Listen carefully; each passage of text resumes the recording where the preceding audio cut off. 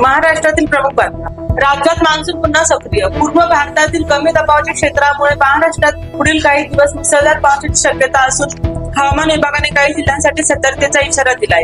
मंत्रिमंडळ विस्तारावर चर्चा वेगात. राज्यातील सत्ताधारी आघाडी मंत्रिमंडळ विस्ताराबाबत हालचाली सुरू असून विविध पक्षांमध्ये जागा वाटपावर चर्चा सुरू आहे.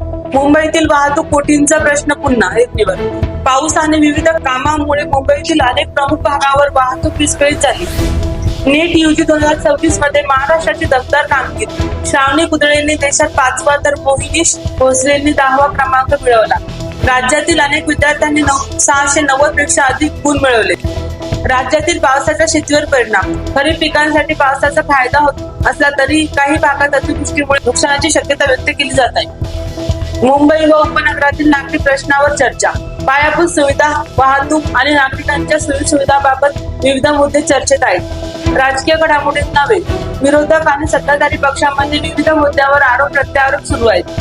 राज्यातील गुन्हेगारी घटकांवर पोलिसांची कारवाई. विविध जिल्ह्यांमध्ये गुन्ह्यावरील तपास आणि कारवाई सुरू असल्याची माहिती समोर आली आहे. शिक्षण क्षेत्रातील महत्त्वाच्या घडामोडी. स्पर्धा परीक्षा आणि प्रवेश प्रक्रियेसंदर्भातील अपडेट्स विद्यार्थ्यांसाठी महत्त्वाच्या ठरत आहेत. आज दिवसभर पावसाची शक्यता.